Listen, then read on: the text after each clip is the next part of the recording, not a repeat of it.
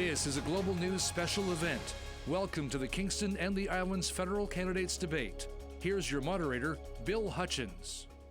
Welcome to this Global Kingston News special, and we're pleased to have the 5 candidates for Kingston and the Islands in our studio. It's a chance for them to answer questions and outline their policies and platforms. So let's introduce the federal election candidates to our audience at home right now. Andy Brooke is with the People's Party of Canada. Candace Christmas is with the Green Party. Mark Gerritsen represents the Liberal Party. Barrington Walker is running for the New Democratic Party. And Ruslan Yakovichuk is representing the Conservative Party of Canada. So welcome to all of the candidates. They've agreed to the rules of this debate, but let's go over our format for the viewers at home. Each candidate will get 2 minutes for their opening remarks, starting in alphabetical order, and 1 minute for closing remarks in reverse order. In between, each of you will get the first chance to answer a question posed by myself or someone from the community. And that candidate will have up to 1 minute to respond. I will then ask a second candidate for a chance to answer the same question, and that person also gets up to 1 minute. I'll then open the floor for rebuttals and further discussion involving all of the candidates, and I'll let this debate last for about 4 to 5 minutes. So candidates just jump in. I'll try to keep the debate portion on track, and then we will repeat that format, rotating the order of first response with each new question. So I'm going to do my best to keep everyone on time and to give everyone equal time. So let's start with the opening statements. 2 minutes each. Andy Brooke, you have the floor. I'm Andy Brooke, your candidate for the People's Party of Canada for Kingston and the Islands. As an RCMP officer for more than 28 years, I defended the rights and freedoms of all Canadians. Make no mistake, those same qualities are within me still. And should voters send me to Parliament, I will continue to stand up for the people of Kingston and the Frontenac Islands. I'm with the People's Party of Canada and Maxime Bernier because we are the only party that believes in limited government and trusts you to live your own lives. We believe in personal responsibility, individual freedom, fairness and respect for all Canadians. And the status quo has been favoring the needs of the few at the expense of the rights and freedoms of the many. On the issues, I stand firmly on our Canadian values and our Constitution. On veterans, my heart issue, I believe in honoring the sacrifices of every veteran and returning to one veteran and one standard. I wrote our national platform. We will do what has never been done before in Canada's history. That is, enshrine in legislation our sacred commitment to our veterans and military. On making everyone's life more affordable, we will lower income taxes and introduce a flat tax. We will make everyday groceries like milk, poultry, and eggs less costly. Our government spending, we would stop corporate bailouts like those to print media and cut wasteful spending while funding the services you need and expect. On the environment, we will eliminate the carbon tax and pull out of the Paris Agreement. It is a fable. We don't believe Paris is the solution to the local and global environmental issues we now face. We will address our serious environmental issues right here in Canada, like delivering clean drinking water to remote First Nations communities. My 2 daughters are Aboriginal, Haudenosaunee and Mi'kmaq, and I have done First Nations policing. Indigenous issues are inscribed on my heart. I'm passionate about Kingston and the Islands, and I'm excited to see this community thrive. Thank you. Thank you, Mr. Brooke. Candace Christmas, your 2 minutes starts right now. Thank you. Voters, if you've been watching the national leaders debate, you might have noticed that imitation is the sincerest form of flattery. It seems almost daily that the NDP's social and environmental platforms are being tweaked, borrowing heavily from the Greens. The Liberal green wash of the brand is literal.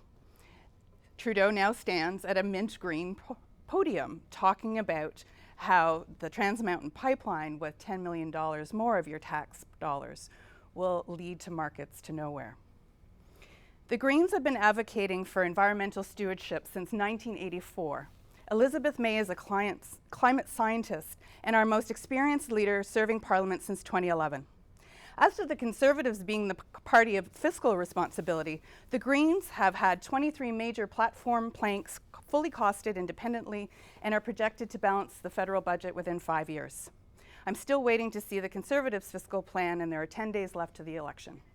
We are the party you can trust. The Greens will tackle the climate emergency and take us into a 21st century of good green jobs We will provide universal access to post-secondary education, childcare, pharmacare. We will work collaboratively to tackle the complex problems of our times like housing and income inequality, so no Canadian is left behind. Et finalement, je suis la seule candidate qui est bilingue. Je vais faire mon tout effort de vous servir dans votre langue officielle. My name is Candace Christmas. I'm with the Green Party of Canada. I look forward to serving my community here in Kingston and the Islands. Thank you. And thank you, Ms. Christmas. Next up is Mark Gerritsen. Thank you very much, Bill, and thank you to CKWS for hosting this debate and giving us the opportunity to present our platforms and our ideas. I'd like to start today, Bill, by wishing a happy birthday to my #1 fan, my wife, Vanessa. 4 years ago, I was elected as Member of Parliament to serve the City of Kingston and the Frontenac Islands. Since then, I've had the opportunity to work with City Council and members of our community to push forward on a number of initiatives. It was because of the resources and the skills and the tools that I learned while I was a city councillor and mayor that I knew what to do when I got to Ottawa so that I could hit the ground running. I was able to deliver on promises like reopening the prison farms and making them better farms and better uses for our inmates to be able to utilize. I was also able to work on things like getting money for the third crossing of the Cataraqui River by identifying and working with City Council and the mayor. And since 2015, throughout our country, we've seen real change. The reality of the situation is that we have one of the fastest growing economies in the world. Our unemployment rate is the lowest it has been in over 40 years. And over 800,000 fewer Canadians now live in poverty compared to 2015. We've introduced real meaningful measures when it comes to our environment. We put a price on pollution. We made new legislation with respect to environmental assessments and standards. But there's still so much work to be done. Right here in Kingston and the Islands, I'm focused on two things that have come up repeatedly when I'm at the doors. The first is affordable housing. We need to work with the federal government and the National Affordable Housing Strategy to get affordable housing, everything from rent geared to income right up to affordable mortgages, as well as pharmacare. There are many people in our community that are making the tough decision between eating or buying their medications. And that, in my opinion, is not acceptable in our country. I look forward to the debate and discussing the issues today. Great. Thank you, Mr. Gerritsen. And now let's hear from Barrington Walker. My name is Barrington Walker, and I'm running to be your candidate for representing the NDP for Kingston and the Islands in the upcoming federal election. I've lived in Kingston for 18 years, and during that entire time, I've taught at Queen's University. I'm also a husband and a father of 2. For me, as I've knocked on the doors in Kingston, there are 4 big issues that have come to the forefront: climate change, affordability, our relationship with First Nations peoples, and immigration. The Liberals have not made progress in these areas. They have failed to live up to the promise on which they were elected in 2015, and they have done little to help the most vulnerable amongst us. The NDP will tackle the climate change emergency with a sense of urgency and purpose. The NDP will tackle affordability by making investments in healthcare, post-secondary education, and housing. The NDP will end our colonial relationship with First Nations people, the original caretakers of this land. And the NDP will continue to ensure that Canada is a welcoming nation, rejecting the politics of division and fear that have crept their way into our political discourse over the past 10 years. The NDP is in it for you, for everyday Canadians. On October 21st, I respectfully ask for your vote. Vote NDP. Okay, thank you, Mr. Walker. And now let's hear from Ruslan Yakovichuk. My name is Ruslan Yakovichuk. Thank you all for this opportunity. It's a unique experience for me. English, it's my 7th language. I will speak slowly and clearly, make sure everybody understands me. I thought I will tell a little bit about myself and my motivation to run for the political office. In 2005, I was immigrated to Canada as a skilled worker under conservative government with my young family and no English. At first, I worked as a carpenter. Then after I joined a labor union as a carpenter, From there, I adopt and start my small business as a one employee me. Then I grow my business up to 12 employees on payroll. In construction, the future depends on building home that have lowest environmental impact, net zero home. And these are kind of homes that I am proud to build. This type of construction speaks to the positive impact technology can have on our environment, and we will need to transition as a country.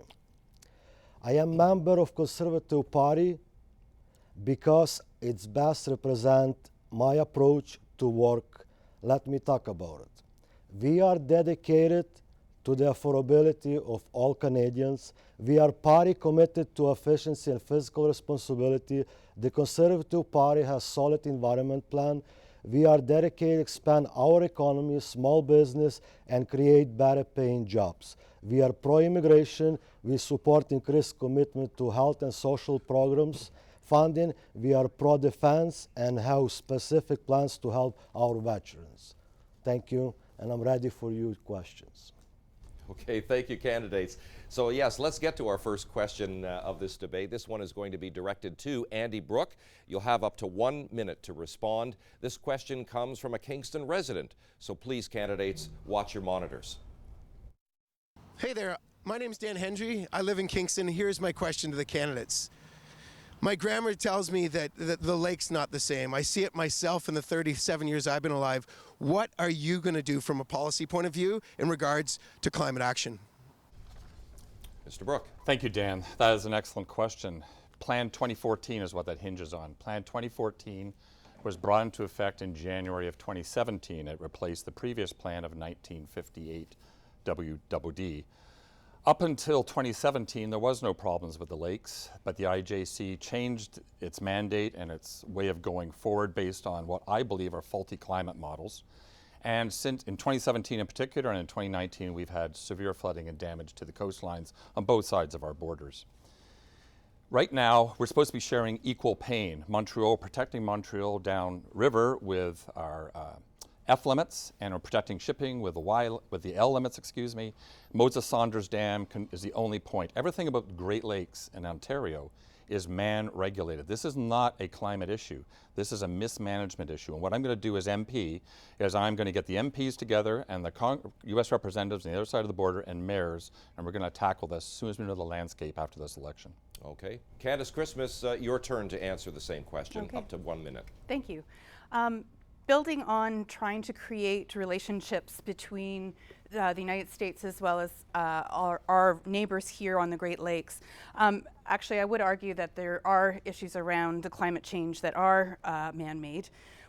But one thing we do have here is some very, very bright people, some very, very dedicated people in our armed forces. What I'm proposing is a special task force that would involve the armed forces base. We want to mobilize the insurance industry. We also want to talk to the construction industry in terms of what can we do with respect to emergency preparedness, specifically between now and next spring. And then moving forward, how do we create an adaptation plan to deal with these issues as on the global stage and the national stage, the Greens are taking care of business in terms of reducing GHGs and climate change. Thank you. Okay, well, now let's open the floor to debate the question of what should be done, generally speaking, about the climate crisis. Who wants to go first? Mr. Gerritsen, I'll jump in there, Bill. Dan's question was specifically about what are we going to do about climate change. Climate change is real. There are 4 of the parties up here have put forward proposals. Only one of the proposals is considered to be an ambitious proposal that's also doable, and that's the Liberal Party's proposal. The thing about proposing anything with respect to climate change and what our action is going to be is that it has to be a plan that is reasonable, responsible, and that can practically be implemented. Some of the things that we'll be hitting on is we've committed to a net zero emissions by 2050, planting 2 billion trees to keep our air clean, and investing in giving interest-free loans so that people can retrofit Mr. their Walker, houses. jump in there. Well, perhaps then you could explain if your government is so committed to environmental stewardship, how it is that the leader of your party purchased a pipeline while he claimed to have the environmental stewardship of our planet and the interests of our young people top of mind when he did so. Because we you realize you can't reduce carbon and buy a pipeline. Because an NDP government, the first thing that we will do is make sure that carbon stays in the ground and make sure that we end subsidies to oil and gas See, companies. but this is that unreasonable plan that I was talking about, Bill. You can't assume that we're going to be off oil tomorrow. So the federal government, in purchasing that pipeline, and I will say I was one of 3 Liberal MPs that was against the purchase, but at the end of the day, the purchase of the pipeline, what the government said they would do, Bill, is they said that they would take all of the profits that came from that pipeline, like a model built on in Sweden when they nationalized their pipeline, and use all of that to go into a transition fund to get away from fossil fuels. Ms. Christmas? Yeah, so there are serious flaws with that argument. First and foremost, there isn't a market for bitumen. That's what we're talking about. We're talking about moving bitumen across the country into the Straits, and that has very huge environmental implications for BC. But more so, we really have, the Greens have a plan to actually migrate fossil fuel workers fully within the next 5 years into a green economy, doing innovative things like, for example, all of the oil wells that we have that need to be capped, that we can actually use those for geothermal. I want to get ways. Mr. Yakovichuk in here as well. Go ahead, sir. Conservative government has the best plan, and we believe climate change has to be fight globally.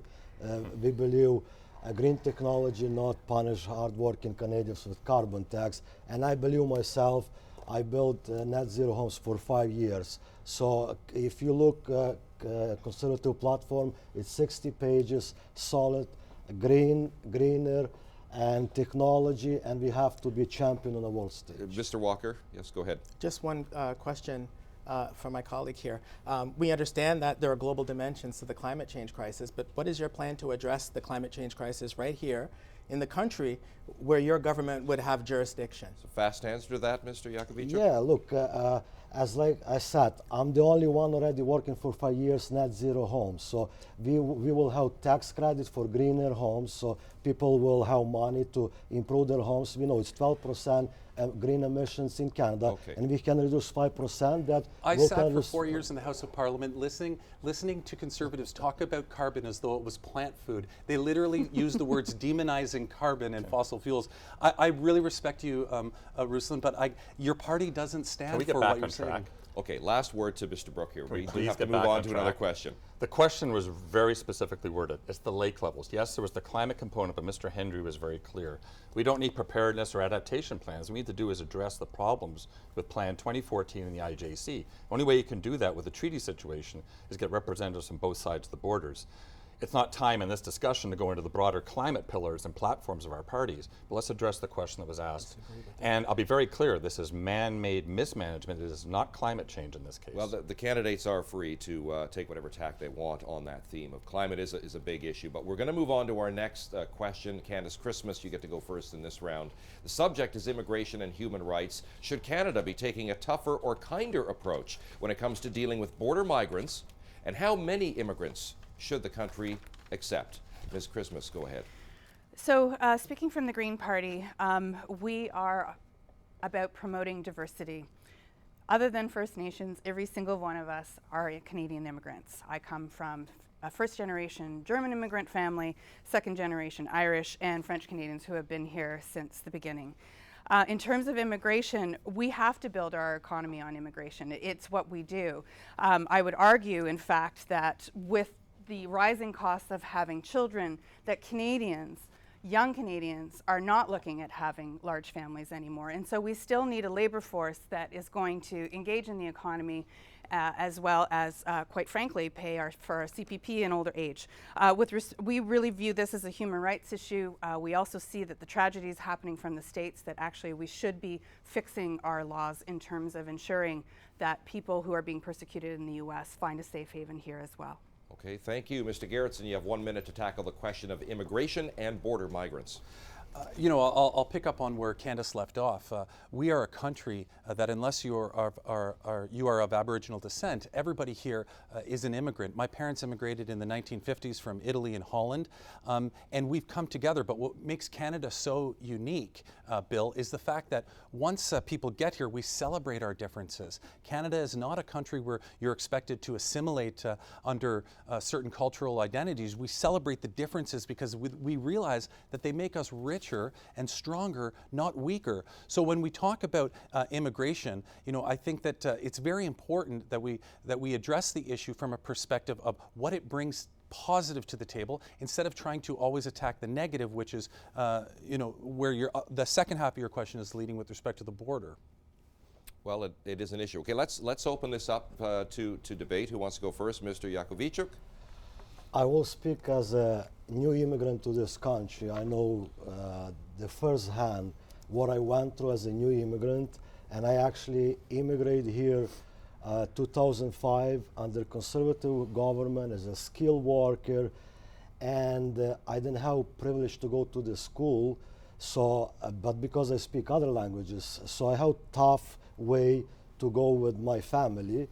However, I brought this issue to conservative government, to Andrew Scheer, and we actually, after we got elected, we actually improved language training because I didn't have that training. So we will make sure all this third crossing illegal border will fix. That was done by Mr. Trudeau, Twitter.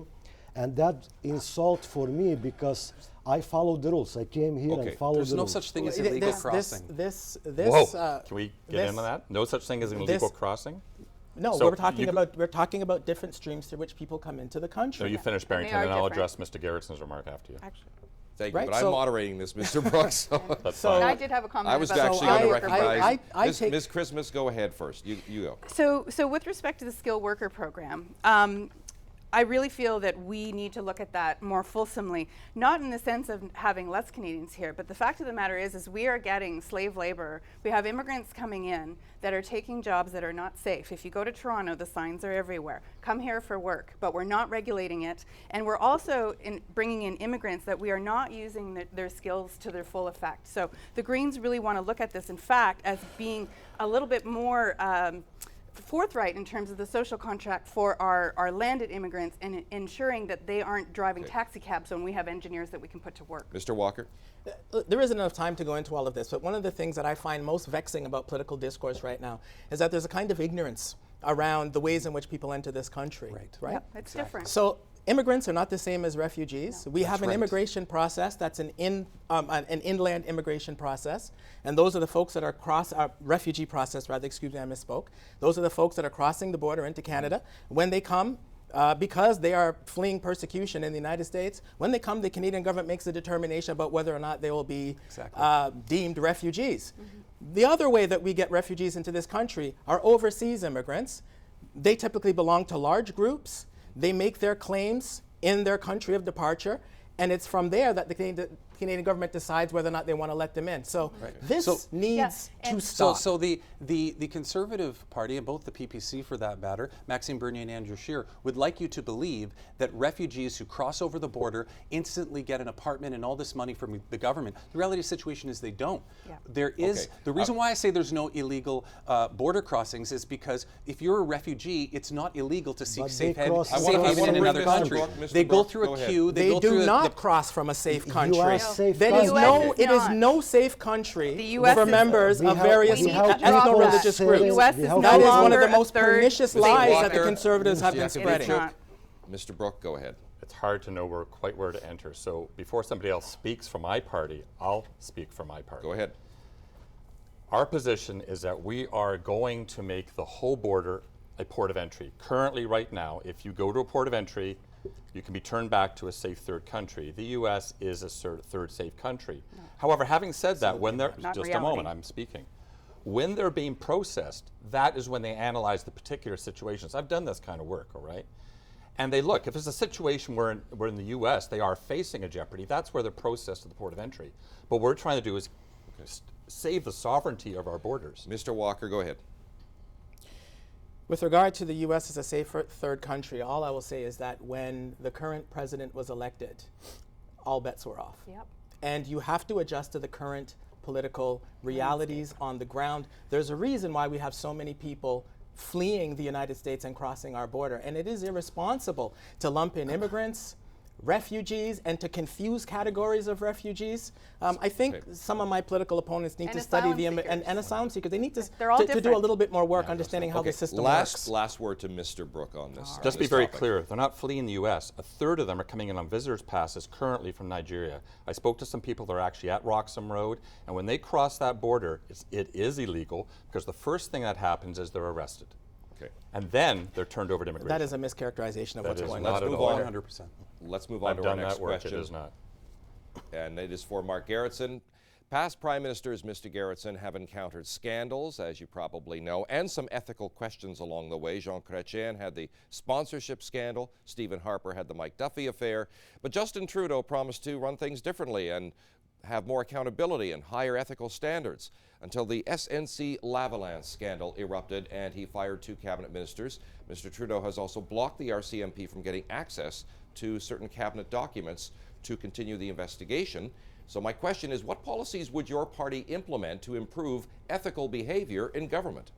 Yeah, I think, the most important thing here, Bill, I'm not in cabinet. I'm not privy to those particular discussions on how they come to certain conclusions. But the most important thing here, Bill, is to recognize that there's an opportunity to learn from this. Did the Prime Minister want to put himself into a position that led to the fallout from the SNC thing? Of course not. Nobody would.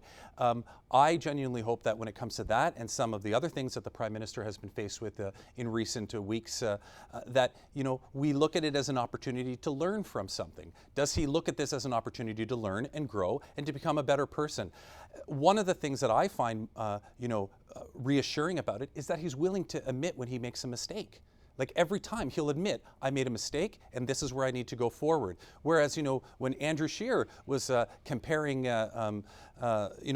gay marriage to a dog's tail, he didn't even bother to take the opportunity to apologize for that. He continued to act as though it was a completely inappropriate statement to make, which he made years ago. Okay. I'm not going to open it up to debate just yet because Mr. Walker has up to 1 minute to respond to that question. I can actually answer this question quite quickly.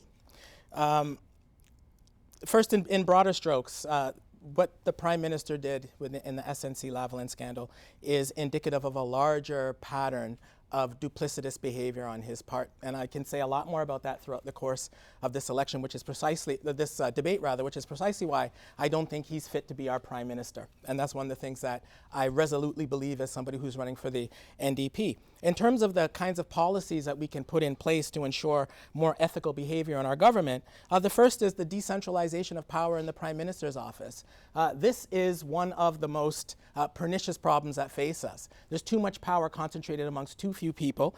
And as an appendage to that, we need to restore the primacy of the cabinet in decision-making and Parliament in decision-making. So too much power concentrated in the PMO's office, I think, is getting to the crux of the problem there with SNC. Okay, let's open the floor then to debate the question, what would your party do to improve ethical behavior in government? Mr. Yakovichuk, go ahead. We make sure, as you know, Stephen Harper actually put a ethical commissioner, so make sure this stuff didn't happen. And what we see, Mr. Trudeau break twice, and he denied and lied to Canadians.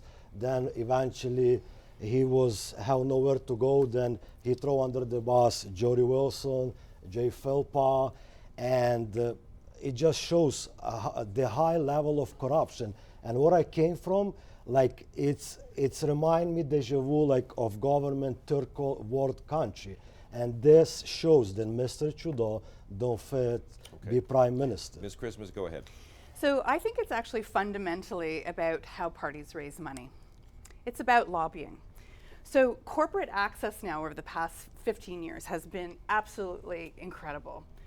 That is what SNC is really about, fundamentally. Now, do other parties do it? Yes, they do. Mr. Trudeau got caught. As to the point about him admitting it, that took him a while before he admitted that. The Greens, actually, we do not accept donations from corporations, unions, or interest groups. But you only can't from individuals. You can't by law. By law, you can't. You can only accept. Like I don't accept any corporate or union donations. It's prohibited by law. But at the same token, who is getting access? So Trudeau was caught with a very expensive dinner party in Ottawa. You can say categorically that nobody that's donated to your campaign is part of a union or a corporation? All I know is I'm not having very, very expensive dinner parties. Mr. So Brooke, that people have access but you to me. Jump in there, Mr. Brooke. Thank you. The bona fides, his feminism bona fides, the prime ministers, have been run through the wood chipper as a result of SNC-Lavalin. That's the way it's cascaded.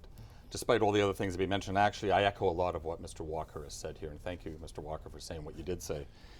We're going to end corporate bailouts in our party. Another party here, Mr. Yakovichuk, yours, is going to cut it back like 25%, I understand.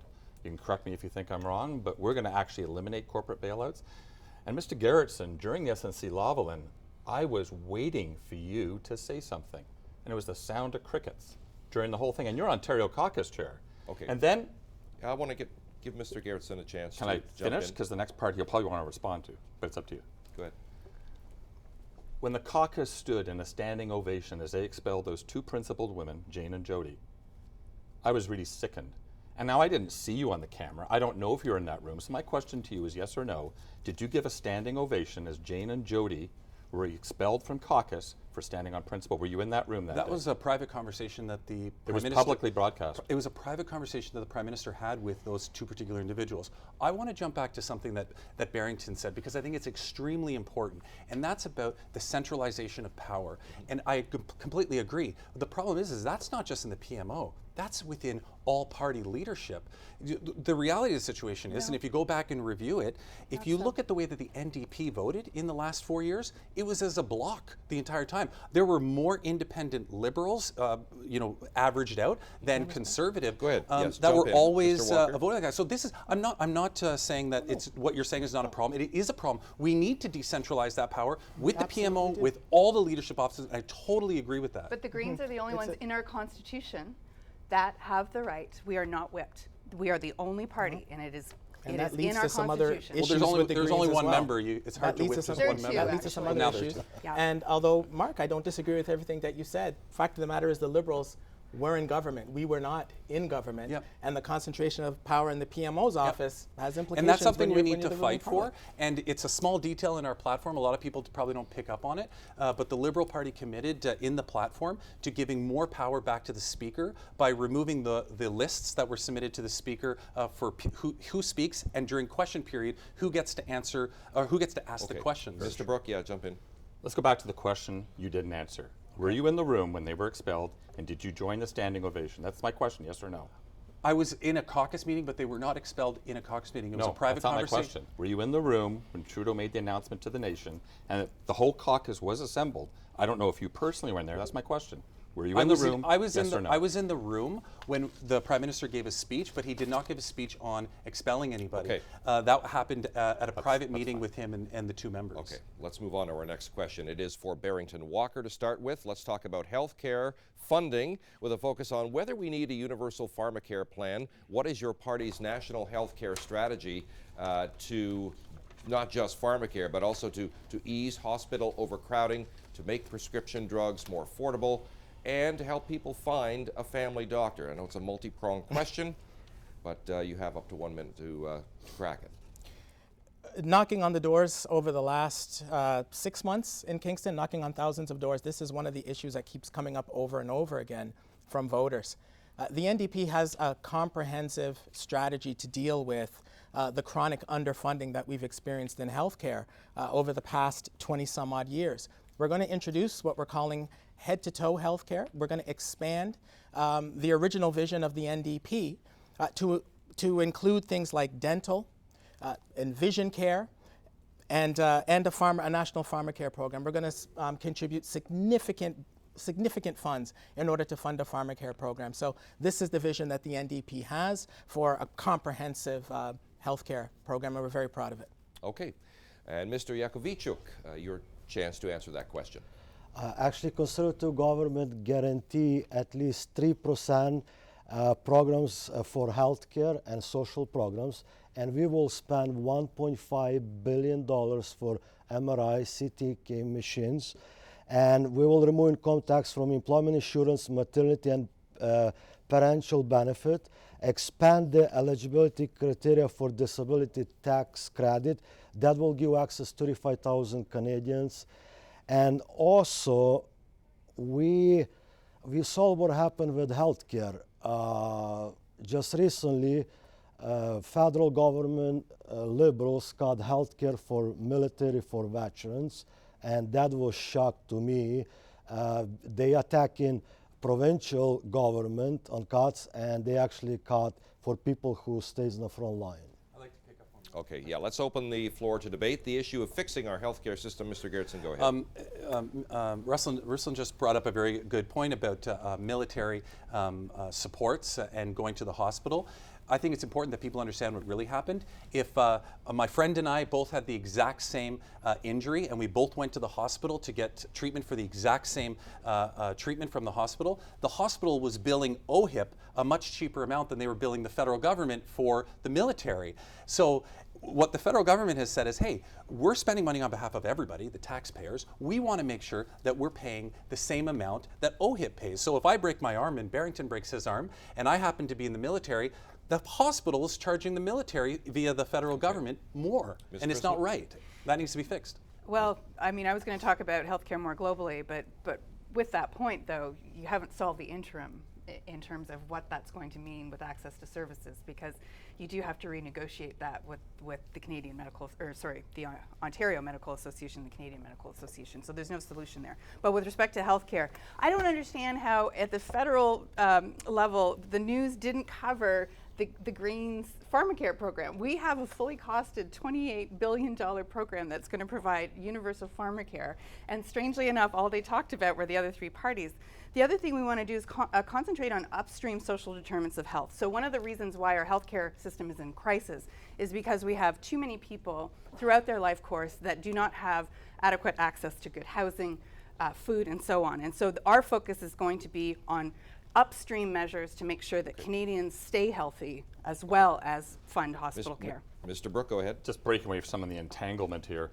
The People's Party respects constitutional jurisdictions. It's one of the foundations of our party, is respecting the various jurisdictions. You get a lot of problems when you squabble over things that are actually the Constitution has already differentiated. In terms of healthcare, it is ultimately a provincial jurisdiction. The federal government plays a role in what the People's Party is going to do to help prevent this finger pointing back and forth and this annual bickering where the province says you don't give us enough money and you've attached strings to it. We are going to surrender the federal portion of the GST directly to the provinces. It is roughly equivalent to the current health transfer tax.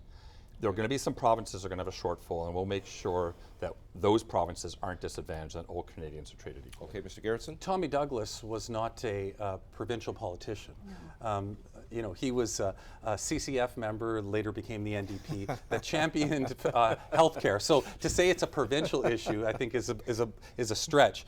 The reality of the situation is that what the Liberal Party is proposing are two main things in our healthcare platform. One, that we bring in a national pharmacare plan by working with the provinces, and two, ensuring that every Canadian has access to a doctor, which we know in particular is a problem right here in Kingston. Mr. Yakovichuk. It's interesting. Liberals campaign on pharmacare in 1997, 2004, missed 2015 with majority government, and suddenly now it's problem just to get re-elected.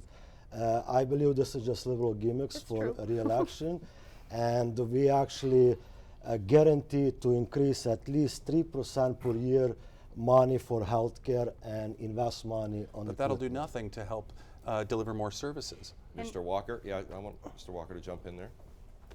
You know, just to gently point out, with respect, Ruslan, that pharmacare is an acute need in our communities in this country, and it doesn't sound like your plan is going to address that. A healthcare program without a pharmacare program is by definition only partially a healthcare program. But we also know 98% Canadians have access to drug plans. 98%? Oh, no, they don't. So after we make life more affordable, lower taxes, people will actually can afford. The life too expensive, so we gotta lower taxes and make life more expensive. It's also the issue with pharmacare of the power of big pharma. So, I mean, it's ridiculous that each of our provinces has to negotiate. I mean, think about PEI with 30,000 people that is negotiating their own drug plan with big pharma. It makes absolute sense. It's been on the policy books for 15 years. And to your point, yes, the Liberals have promised it a few times. But the fact of the matter is we have buying power if we do this nationally. It makes no sense economically to not do it. We'll have to wind up this portion of the debate. Let's continue with the question rotation now. It's Ruslan Yakovichuk's turn. Let's talk about taxes. One of the two things certain in life, what is your plan to make life more affordable for people in Kingston and the islands? So our major focus is affordability bill. Our focus to lower tax for low-income people, for hardworking Canadians, for small business, so people actually can get ahead. Right now, we see people can get by. And the carbon tax just punishing hardworking Canadians. And I knocked thousands doors. And people, basically, they don't feel like economy grow, like the liberals saying. They feel they like a couple $100 from empty bank account, almost 50% of Canadians. So as an ex-MP, I will make sure we reduce taxes, make life more affordable, and lower tax for small business owners, because small business owners engine of Canada and economy. Okay, thank you. Mr. Brook, you have up to 1 minute to I'm answer going to that answer the question. first part in 15 seconds. No taxes until $15,000, 2 flat rate brackets after that, replacing the 5. Under $100,000 is 15%, all the way through over $100,000 is 25%. Get rid of the carbon tax and entirely get rid of the capital gains tax. And I'd like to talk about that further, but I have been asked by Kingstonians, many Kingstonians, to direct a question. I'm going to use the balance of my time for Mr. Gerritsen. I'm not saying you, Mr. Gerritsen, are guilty of any crimes regarding the misuse of public funds, but the stonewalling underway by the KEDCO cabal reeks of a cover-up. Over the period which you were mayor, in the kindest terms I can find, financial mismanagement took place. It was under your oversight. How is it you've made no comment on KEDCO? Okay, we are veering off the question that I asked, but that's the which balance is of my time. making life more affordable for Kingston and the islands. Mr. Gerritsen, it's up to you whether you want to answer that or focus on. Really quickly, KEDCO is an independent board that is represented by city councillors, members of the public. It is funded by city council, the provincial government, various private donors, and it has an independent board that it's responsible to. And that's pretty much all I can say about it. More affordable life. So I'd like to focus on that affordability stuff. What the Liberal government did when it was first elected was say, bring in a tax break for the middle class and ask those making 1% and those in the 1% to pay a little bit more. The other thing we did, which really brought a lot of people, and children in particular, out of poverty, was we brought in the Canada Child Benefit. Different from the former Conservative benefit, which was an equal amount for every single child, regardless how much money you made. We said, hey, we should be giving more money to people that need it more and less or nothing to the 1%. And that's exactly what we did to make life more affordable. Mr. Walker? Look, at the heart of our tax strategy, our plan, is to address the systemic inequalities that's emerged over time in the tax system. So we believe that those at the very top of the income distribution have not been paying their fair share, and this has had implications for those in the middle and certainly at the very bottom of the income distribution in Canada. So what we're proposing is not only to raise the rates of those who are in the top 1%, but beyond taxing income, we also want to levy a tax against wealth. Right, so those Canadians with assets over $20 million, we want to levy a 1% tax on assets over $20 million, and that will net us $7 billion of revenue annually. Okay, Ms. Christmas? So the Greens are not looking at taxes exclusively. We really need to talk about universal social programs. So to Mr. Gerritsen's point around the tax credits that are provided for children, really what we need is universal childcare, because if we are going to invest in our young people, this isn't just about making it more affordable. This isn't about providing a few more shekels in people's pockets. And as to all these families that have been lifted out of poverty, Statistics Canada's LICO measures are pretty low. We may have lifted them out of poverty, but we're basically putting them into precarity. And so the Green strategy is to create universal social programs like universal childcare and access to that, so that Canadians, especially Canadians with children, are not paying $1,200 per month per child in order to be able to stay in the workforce. We're also going to look at taxes on the big IT companies who pay nothing. Amazon is taking jobs away from our downtown right now, and they pay zero. So one of the massive targets that we're going to look at is big IT. Okay, Mr. Yakovichuk? Mr. Gerritsen, it's exactly the answer I was looking for. You said your government make lower for middle class and punish wealthy Canadians. This is 1%. false. Yes. So this is false. 80% of middle class Canadians actually paying more taxes, $800. And since you changed the code, wealthiest people, most rich people in Canada actually paying less taxes. So this is you're misleading Canadians and Kingston. No, you're using a very familiar talking point that's used in the House of Commons a lot. The reality situation is when Conservatives come to this conclusion, Bill, what they're doing is they're not accounting for the Canada Child Benefit, because Conservatives used to have boutique tax credits for children. So tax credits that only the wealthy could really afford to use. But when you consider the Canada Child Benefit, which is a major component in it, Canadians are actually paying a lot less than they were under the Harper government. And you can see it in how fast our economy is growing. The fact that unemployment has been the lowest it has been in over 40 years. You can actually see the results of it. Yes, Mr. Brooke. An MP has to be responsive. And if I'm going to be your MP, you need to be able to count on me that if you ask me to do something, I'll do it. KEDCO is important. There's a lot of Kingstonians as mad as hell out there, and they don't like the sound of crickets. So I'm going to make this very simple for you, Mr. Garretson.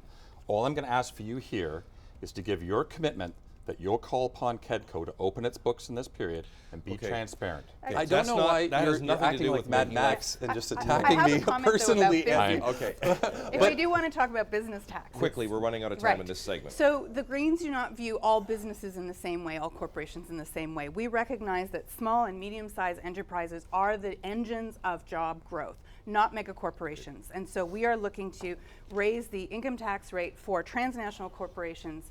I was shocked to find out that the U.S. is 15%, and we're going to raise that to 21, which is, sorry.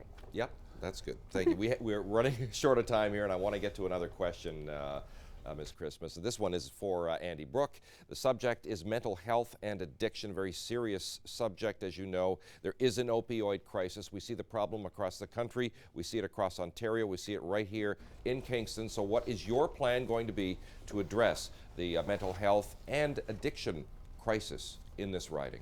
Thank you. That there is an opioid crisis in this riding, and it's elsewhere across the country, and it is a crisis. Yesterday we were asked at a youth debate, and my mind was cascading through my memories as an RCMP officer and the mental health issues I dealt with. One of the things the viewers are going to have to understand is that whoever they decide to send to Ottawa to be their member of parliament has to also be able to work with the member of provincial parliament, because in a lot of cases the jurisdictions require the assistance of both. And I have an idea I'd like to take to Mr. Ian Arthur, and he hasn't heard of this yet, with all fairness to him.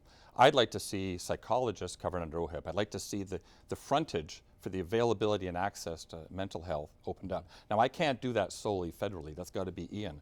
But I don't have any baggage like some of the other parties do. So I can stand alongside Ian and deal with the provincial government and help him as we put the best interests of Kingston first. Okay, and Ms. Christmas, you have up to 1 minute to answer that question. So we have an opioid crisis, but we have a lot more than that in this community. So it's not just opioids. We have a crisis with respect to crystal meth, with benzos.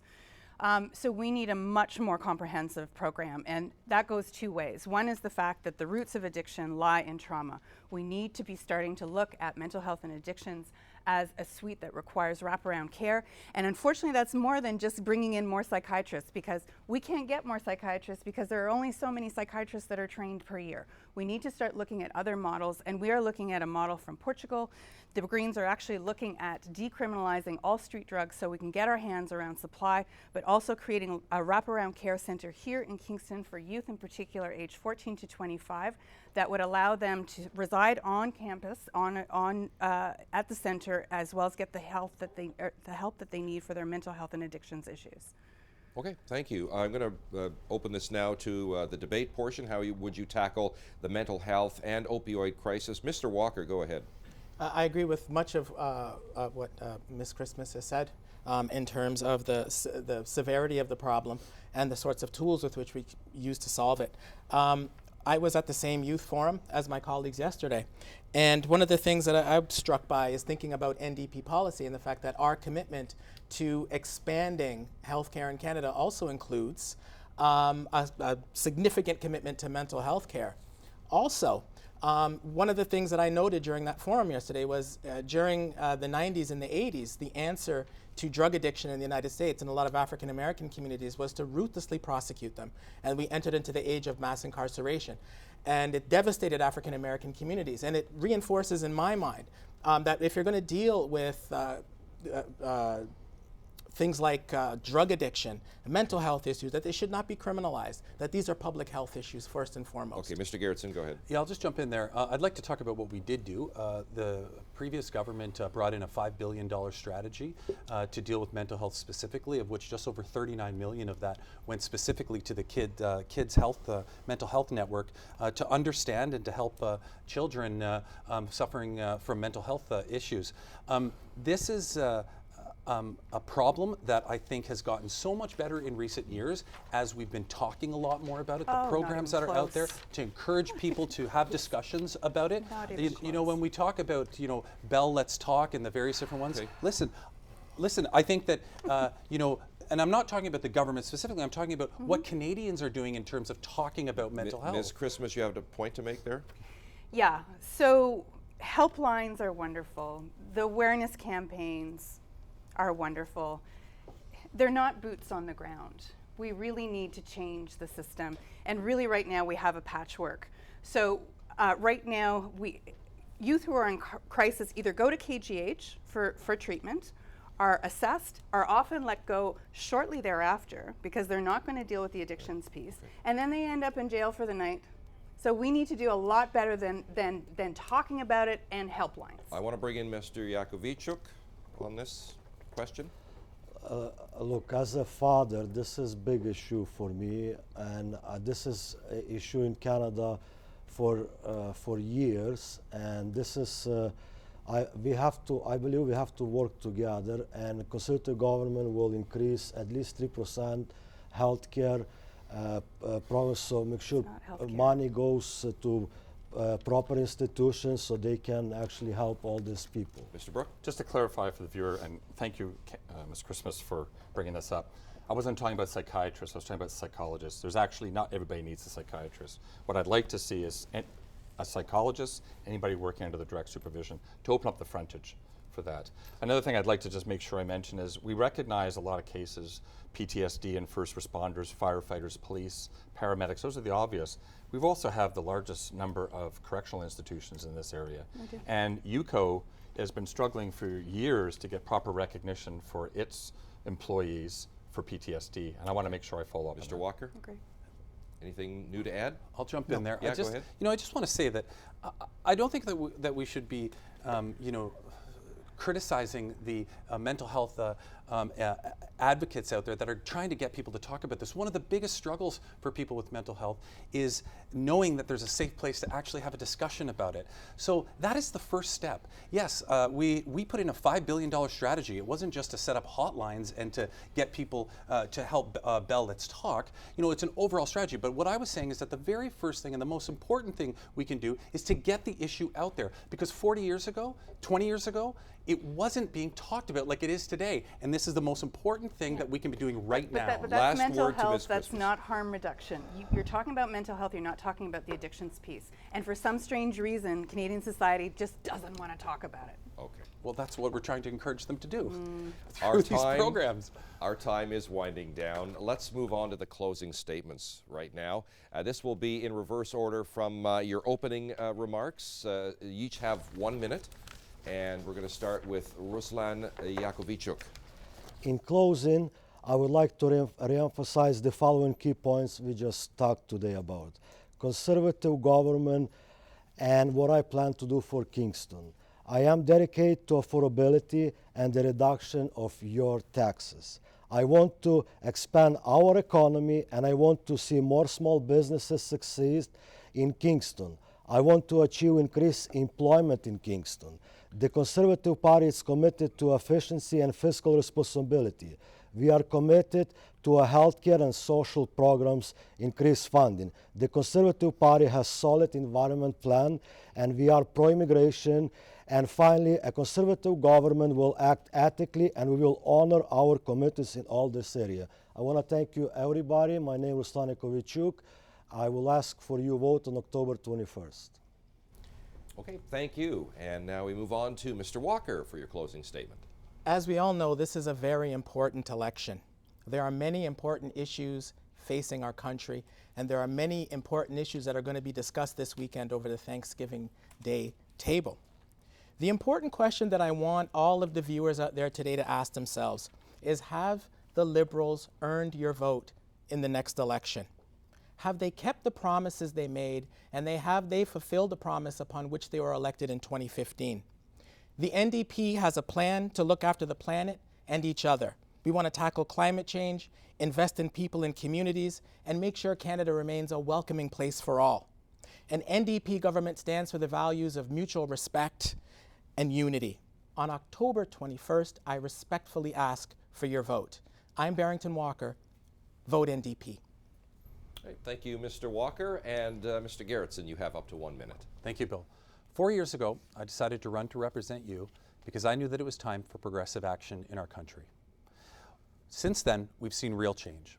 Over 800,000 fewer Canadians now live in poverty, and unemployment is the lowest it has been in over 40 years. Locally, I kept my promises to reopen the prison farm and secure funding for the third crossing. This election, the choice is clear and the stakes are high. We've seen what Doug Ford and the Conservatives have done to our province, and we cannot allow our country to go down the same road. Instead, I'm asking you to choose forward. I'm asking you to invest in Canadians by fighting for things like pharmacare and increased affordable housing, because I know that together we can accomplish so much. I'm Mark Gerritsen, and I'm asking for your vote this weekend in the advance polls and on October 21st. Thank you. All right, thank you, Mr. Gerritsen. Closing statement from Ms. Christmas. Thank you. Thank you very much for providing this wonderful opportunity. The climate crisis demands real action. La crise climatique exige une action réelle. Elle commence par vous. It starts with you. It starts with you by voting green. I have been an active volunteer and social justice advocate for 3 decades in this community, with a deep toolbox as a project manager working in regional economic and community development, as well as in private business consulting. Using my facilitation skills, I'm a proven change agent, the person who gets results. We need action. We need to move into the 21st century. We need to move our economy into the 21st century while addressing the climate crisis. My name is Candace Christmas. Respectfully, I am asking for your vote to send me to Ottawa as your Member of Parliament. Thank you. Thank you, Ms. Christmas. And the closing statement from Mr. Brooke. We do not inherit the land from our ancestors, we borrow it from our children. What about the fiscal environment? We have permanent deficits. The Liberals do not even pretend to be committed to balancing the budget. Today's overspending equals tomorrow's taxes. We're not planning for the future if we're spending ourselves and our children into oblivion. Margaret Thatcher said the problem with socialism is that you eventually run out of other people's money. Balancing the budget by 2019 and first past the post are but 2 examples. Be wary of Liberal promises. If, God forbid, Trudeau is returned to office, he will assuredly block any investigation into SNC-Lavalin. Mr. Gerritsen, Kingstonians have shared with me that they view you as aloof and disinterested. They describe you as having a tin ear and a callous heart. They want someone instead with a voice and a backbone. In short, they desire competence. Being a Member of Parliament is not a lazy river ride. I will hit the ground running. I will immediately address the Phoenix pay system fiasco and begin enacting our bold and comprehensive veterans platform. I'm Andy Brooke, and I'm asking for your vote on October 21st. Thank you. Thank you very much, candidates. And that concludes our debate involving the federal candidates in Kingston and the Islands. Thank you again for a very engaging debate. And I wish we had a little bit more time to tackle some of these very weighty topics. And we hope that you at home enjoyed watching this special presentation and that this forum will help you, the voter, make an informed choice on Election Day. That's coming up on Monday, October 21st. On behalf of the Global Kingston News Team, I'm Bill Hutchins. Thanks for watching.